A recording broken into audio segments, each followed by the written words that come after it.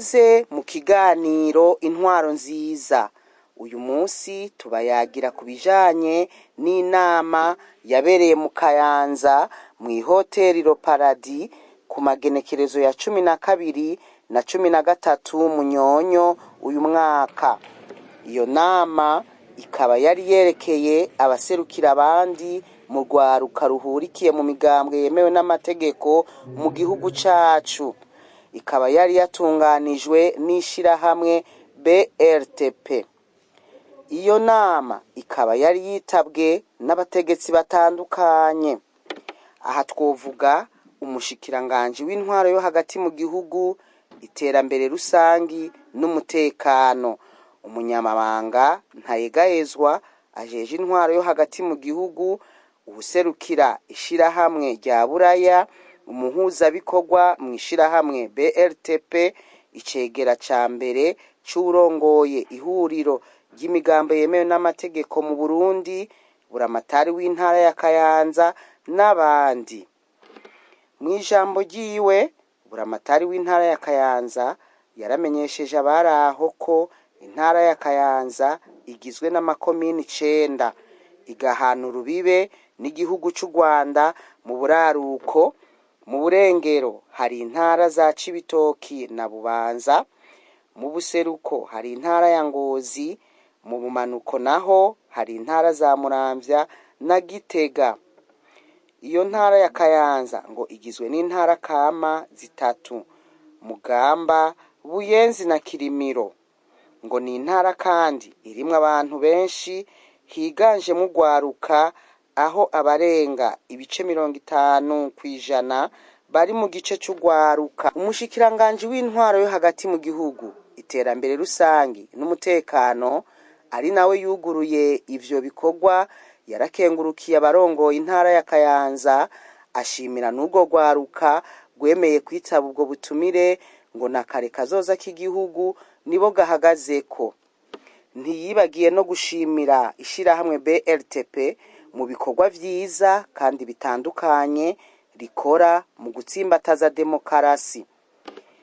Uwaserukiye ishirahamwe BRTP akaba n'umuhuza bikorwa muri iryo shirahamwe, yaratwiganiye muri make intumbero y'iyo nama. Kuri genekerezo ya 12 z'ukwezi kwa 11, ishirahamwe BRTP iri kumwe n'ubushikiranganje bw'intwaro hagati mu gihugu, iterambere rusange n'umutekano, nk'uko muje kubishikiriza, twaratunganije umwiherero w'ugwaruka ruhurikiye mu migambo ya politike. Uwo mwiherero mu kuwiyumvira, imbere ya vyose nuko twari tumaze iminsi tubonana n'abatwara imigambwe, tuyaga muri bimwe n'ibindi, ariko na cane cane muri kino gihe turiko turafasha imigambwe gutegura ivyo twita amaprograma politike. Ivyo rero muri programa politike birasaba ko haba harimo ivyumviro by'abantu benshi, ariko na cane cane n'ivyo gwaruka bidasigaye inyuma. Ico kikaba icambere. Ica kabiri naco nuko ugwaruka nago muri kahise vyaragaragaye ko gwakoreshejwe mu bikorwa bigayitse bitandukanye, hanyuma kubera Uburundi bwagiye buraca muri ivyo bibazo bimeze uko, tukivuza yuko twosezerera iyo ngendo, ugwaruka ruri ku kivi, udahendwa kandi udakoreshwa mu bintazi n'abandi canke bariye. Muri iyo ntumbero rero twaje gutegura umwiherero kugira ngo ugwaruka ruronke umwanya mwiza n'akaryo keza kukurabira hamwe ibibazo bibahanze mu mico 3 mikuru. Igice ca mbere ni iki gice kijanye n'ingene ugwaruka rwama rukoreshwa mu bintazi, ivyo twita mu gifaransa manipulation politique, hanyuma rugasanga guye mu bintu birugora kubivamwo iyo bamaze kubishiramwo ikiganza, kuko baca baja mu vyaha canke bakaja mu bindi bituma baja mu kaga. Ivyo rero bica bibafasha gufata muri no misi biraba vyiyumvirako ico bivako iyo bija n'inkurikizi zavyo. Ica kabiri nuko urugwaruka rutahura neza ko ari urugwaruka rufise inguvu kandi na benshi mu gihugu ko bashobora kuba bafise uruhara rudasanzwe mu kubungabunga amahoro n'umutekano ku nzego baba barimwo na cane cane aho basanzwe batuye. Ico ni kibazo ca kabiri kandi gikomeye twifuza kugwaruka guhindura ingendo n'inyifato, ibibazo vy'umutekano n'amahoro bikaba ivyabo ntibe basinda bibazwa canke ababirabira ku ruhande. Ica gatatu nuko urugwaruka cane cane urabona benshi bahanzwe n'ikibazo citwa ubushomeri. Hanyuma arico kibazo citwa ubushomeri muri kino kiringo turiko turaraba leta y'u Burundi ntishobora guha akazi agwaruka gose ruhejeje amashuri. Urugwaruka ruri muri politiki n'umwanya mwiza uko biyumvira mbega none ko leta idashobora kubaha akazi bose, mbega nta kintu na kimwe leta yoba yarabafashije co batuma bashobora nawo kwiteza imbere mu bundi buryo.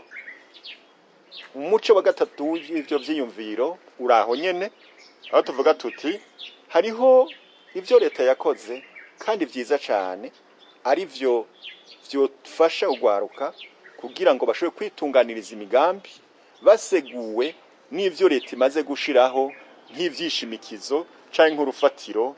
Aha twovuga ibi vy'amakoperative, twovuga ivy'ibanki y'ugwaruka, twovuga n'utundi turusho twinshi leta imaze gushiraho n'izi ngwati zose yashize muri rya banki y'ugwaruka. Abwo urugwaruka rukabifatirako ntirugume rureza amaboko ariko rugira ivyiyumviro rubajana mu iterambere ridakumira. Naho rero tuvuga tuti iyo nyifato y'ugo gwaruka ko basanzwe ari abarongoye abandi bamaze guhinduka muri iyo mico itatu bazoshobora guhindura abandi, hanyuma nta twibaza ko Burundi buzoco bamwe amahoro asagutse.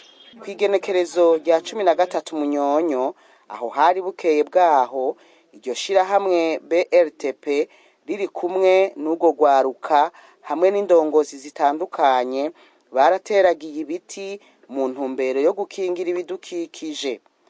Mu ijambo ryiwe buramatari w'intara ya Kayanza yarahaye ikaze abari bitavye ivyo bikorwa. Uno munsi n'akanyamuneza ntangere kuri twebwe abanyakayanza aho twazindukiye ku bikorwa rusangi byo gutera ibiti na cane cane dufise abashitsi badasanzwe. Twatewe iteka na nyakubahwa umunyamabanga ntayegayezwa mu bushikiranganji bw'intwaro yo hagati, umutekano n'iterambere rusange, ndetse yaserukiye umushikiranganji kuko nabo nyene no munsi ari kuba ari hano. Mugabo murazi ko afite amabanga menshi, mugabo akaba yaciye aturundikira nyakubahwa umunyamabanga ntayegayezwa n'ubwo bushikiranganji kugira ngo amuhagararire, kandi nabo musanzwe muzi yuko ari imvukira yacu hano muri komine ya Kayanza.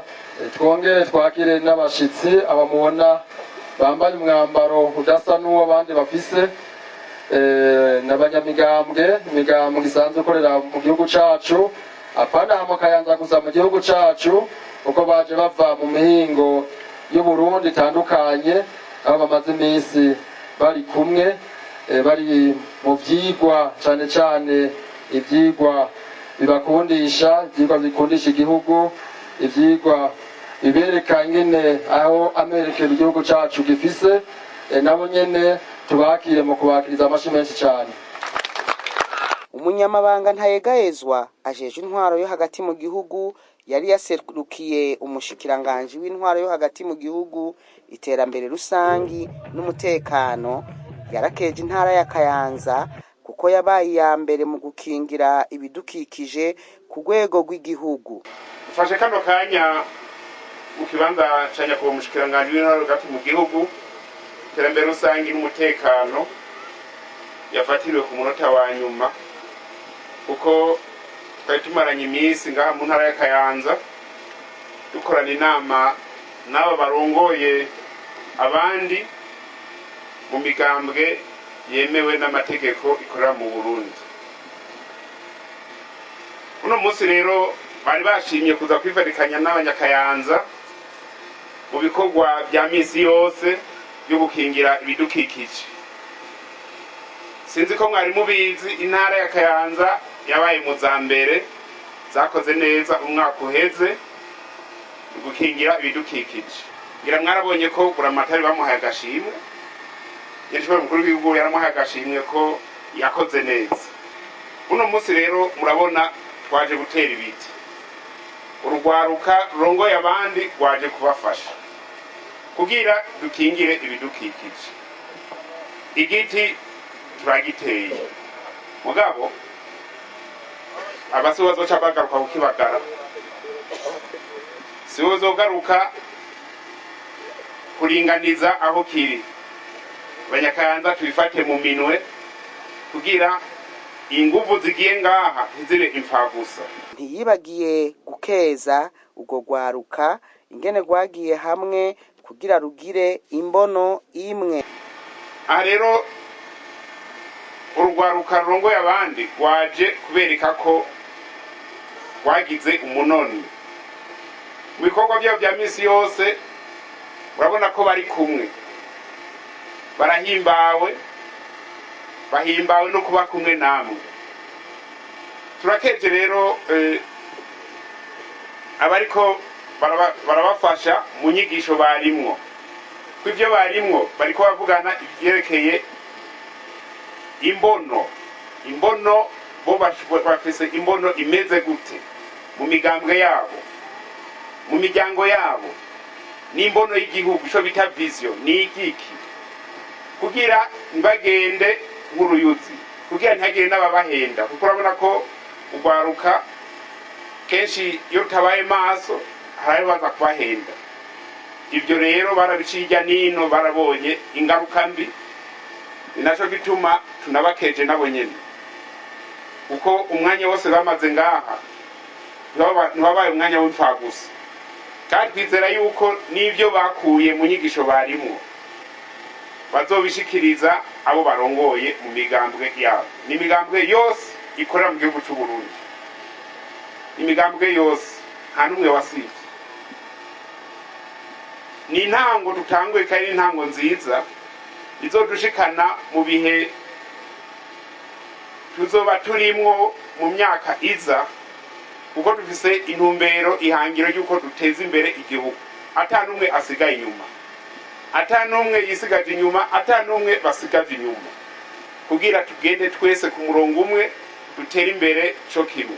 Bamwe muri urwo rwaruka rwari rwitavye ivyo bikorwa barashima ico ciyumviro co kubashira hamwe ngo biteze imbere mu butandukane bwabo. Icatumye tuba hano vyavuye mu nyigisho mwiherero twagize w'iminsi 2, aho twarabira hamwe ibintu bitatu nyamukuru. Ubwa mbere ingene urwaruka rutoba ibikoresho by'abandi bantu, ubugira kabiri ingene urwaruka rwobungabunga amahoro n'umutekano, hanyuma ubwa gatatu ingene urwaruka rwo kwitunganiriza imigambi y'iterambere.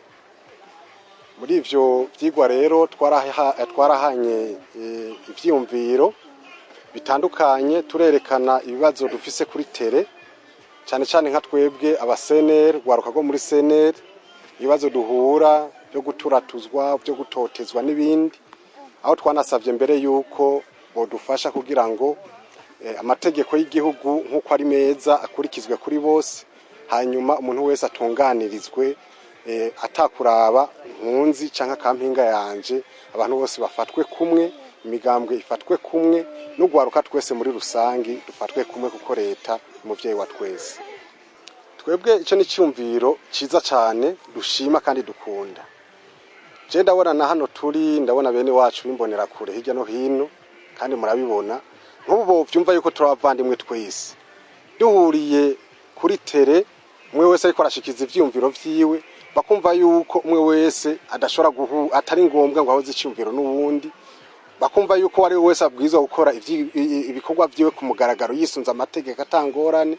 Twebwe iyo niyo ndoto yacu kandi nico twipfuza, tukizera ko muri yo nama ubwo rwari rwaserukiwe, tukizera ko kumbure ejo nitwasubira guhurira hariya mu mihana bazomenya ko turavukanye, bazomenya ko igihugu ari impetso ya twese dukwiye gushira ingufu hamwe kugira tugiteze imbere, atakamwana wa mama, atawanje wangura, atakurenganya uca nkuriya atagukumirana. Muri ntara ya Kayanza twahamaze iminsi 2 mu bikorwa by'ihuriro ry'ugwaruka rongoye bandi sekira abandi twahamagariwe n'ishyirahamwe BNTP kugira ngo twigire hamwe ibibazo bihanze ugwaruka, intumbero twobiha, ingingo twokwiha n'imigambi y'iterambere twoshira imbere nk'ugwaruka twokora. Ego ikintu cya nyamukuru twungiye mu inama nuko ugwaruka twabaye hamwe, abashira hamwe ryadushize hamwe kugira ngo mu butandukano bwacu tubone yuko dusangiye igihugu nicyo cyatuvyaye nagataka kabasukuru bacu, nta mpamvu zo gutanya, nta kimwe tugabura, abo tumenye neza ko igihugu ari cya twese, ariyo mpamvu atanumwe ashaka kuja inyuma y'uwundi cyangwa akagenda agasiga uwundi hasi. Ariyo mpamvu rero n'umunsi twakoranye muno mwiherero kugira ngo bya byiyumviro bitandukanye tubishire hamwe, ya myidodombo, ya myikomo, barantutse, barankubise, barandenganije, tuvugire hajya nk'ugwaruka, kuko ugwaruka nizo nguvu z'igihugu. Ivyo bintu byakunda kuvugwa cyane bihereye ku makoperative sangwe na Vaso. Jewe ubwanje n'umugambwe mvamwo turamaze kujijuka cyane yuko ibikorwa by'iterambere by'amakoperative ntibiraba imigambwe, ahubwo ni by'abanyagihugu bose. Aho umvuka ndavyitaba, nkabimiriza nabo ndongoye bose bakavyitaba, ko nabonye inyungu ya mbere ni inyungu y'icyo ndongo iconja n'amafaranga mu mufuko, si inyungu y'ibara ry'umugambwe, si inyungu ya sloga kanaka y'umunwa kanaka, inyungu yiwanye ikivo cy'umukuru w'igihugu, umunwa wose uronka icyo ufungura, umufuko uronka icyo urubika. Rero ngiye muri koperative nuko ari imigambi y'iterambere mba mbonamwo kandi ifitiye akamaro jewe ubwanje n'umuryango wanje n'igihugu wanje. Mu kurangiza urwo gwaruka ruratera kamo bene wabo basangiye imigambwe. Reka mpere mu mugambwe wacu CNL, ndasaba inyama nkamugayo ko zo binyankamugayo koko bakirinda agasotoro, bakirinda kutubahiriza mugenzi wabo kubera imvica nkiriye. Hanyuma nkatera kamo n'indi migambwe ko botahura neza yuko ubudasa bw'amashurwe nibwo butuma bera. Kuba rero dutandukanye mu migambwe nivyo byo tuma dushira ingufu hamwe tugasha dukora n'ibintu byinshi byiza. Aha rero no basaba yuko vy'ukuri inyigisho twigishijwe zo gukunda igihugu wowe umushinge w'iterambere ibikorwa byacu. Ishambere nkuko ndongo ugwaruka rw'umugambwe shikira abanyamugambwe wanje abatabazi kugwe rwose bariko mu makomine yose mu province, ndabigije naronse mu kibano abagenzi nabo tuziranye bose n'ababanyi kugira ngo ivyo nirakuye nga mu Kayanza sinabigomizemwo, ariko ne partage n'abandi hirya no hino mu gihugu. Mu gusozera umuhuza bikorwa mu ishirahamwe BLTP aratera kamugwaruka ruhurikiye mu migambwe ngo rukerebuke mu kwitunganiriza ibikorwa vy'iterambere, bongere bashire mu ngiro inyigisho bahawe. Mu gikorwa twatanguye mu 2019 ugwaruka ruri mu migambwe itandukanye twaragwishigishije inyigisho zifatiye kuguhanahana ijambo, kugutatura amatati, kwitunganiriza imigambi no kwivugira kugira ngo baronke kumbura ivyo badafise, ivyo twokwita plaidoyer. Hanyuma iruhande y'ivyo zari inyigisho cane zishingiye kugwaruka gobana mu mahoro, rukabana rudasitana rutinubana. No bishingira intahe ndi ngaha yuko imisi ya mbere gwaruka gwahuye vyanse ko bajyama mu hoteli imwe bibaza ko bohava bicana, vyanse yuko basangira mu restaurant imwe bibaza ko kumbura umwe canke uwundi yohava abononera. Mugabo kubera izo nyigisho twari ko turabaha kandi vyasaba ko natwe tubana nabo tukabaherekeza, bagiye baramenyerana. Burya nasanze kumenyerana ikintu ciza cyane. Hanyuma bamaze kumenyerana, Ingozi muravuze muti mbega none ko ari koperative bijya ni imwe, ariko nagomba ndababwire ndi ngaha nyene yuko ugo gwaruka gw'intara 18 zigize igihugu cacu c'u Burundi bose bashinze izo koperative. Si Ngozi honyene, mugabo rero mu gushinga izo koperative si twe twababwira ngo bazishinge, twe turabigisha hanyuma gafata ingingo ico bakoresha izo nyigisho. Rero Ingozi nibaza ko bakerebutse gusumba abandi, barumva bati ko twigishijwe ibyo kwitunganiriza imigambi, reka dushira amahera hamwe twuguruza iki kintu ca koperative, hanyuma turagene co twunganira mu kwiteza imbere. Iyo ni Ngozi. Ariko rero n'izindi ntara nimwagendera ahanyene mu Kayanza turi, muzosanga hariho koperative nayo nyene igeze kure, Mwaro, Muyinga, hirya no hino ayo makoperative arahari. Turakurikirana duciye kubo twokwita aba point focal, bakatubwira gene ibintu vyifashe. Ni ukuvuga ubu nta ntara n'imwe abantu batamaze gushira amafaranga hamwe ku rugezo rutangana. Hari abafise menshi, hari abafise make, mugabo bose barafise ikonte mu banki canke mu Copec, mugabo barafise ikonte kandi barashizeho inzego zibatunganiriza gene iyo koperative yabo yogenda. Mugabo ro kugira amafaranga duge bica bisaba ukerebutsi buva rero ku ndongozi. Ngozi rero novuga ko yaronse uyirongoye akerebutse cyane, ariko nabandi baramaze kumufatira kwa karorero. Ubu turanezerwa twumvise hirya no hino za Bubanza, za Ruyigi bariko barahamagara bati twebwe tugeze kure namwe na mwoza mukaraba mwogenda mushima. Naho cyo tuvuga tuti izo koperative hose zirahari, ziriko zirakora, ariko ngatera kamo abandi bose bagira neza nukuri barabe gene bafata mu mugongo koperative mwe niza, kuko ni koperative no vuga zotanga icigwa gikomeye gene abantu bashobora gukorera hamwe mu budasa bwabo. Nambare hari abantu bafise ibyo batandukanira ko mu vyiyumviro n'abanyepolitike. Izo koperative rero zishobora kubashira hamwe, bagakorera hamwe, bakimburira hamwe, bagasangira ivyabo atawe uri kwara ry'ugwara uwundi, kandi mu nyuma bagakundana. Novuga yuko mbere ubu bimaze kurengana n'ubwo rwego, aho ivyo no kwita ikibano bibarutsanya atamigambwe basangiye, bashingirana atamigambwe basangiye, baja kuraba uwagize ikibazo yabuze umuvyeyi atamugambwe basangiye, baja kuraba uwibarutse. Ni byinshi ubu hariho mbere niyo hagize ubugize ikibazo agafungwa, muri bo barahagurukira rimwe bakaja kubaza ati mbega none umuntu afunzwe nibiki, bagatahuza basanzwe ari ivy'ukuri, bakamubwira ati hangana umva wagize ikosa, basanzwe ari ivy'ukuri bakamufasha akavayo. Ivyo byose rero ninumbaza ko ari ivyo novuga ko ari karorero keza twofatirako hamwe hoboneka abandi bagira neza benshi bose gorwo gwaruka, kugira ngo ayo makoperative mwe nayo nibikorwa mwe n'ivyo bihuza ugwaruka ari mu ngambwe bigwira mu gihugu. Aha niho ikiganiro kigarukiye.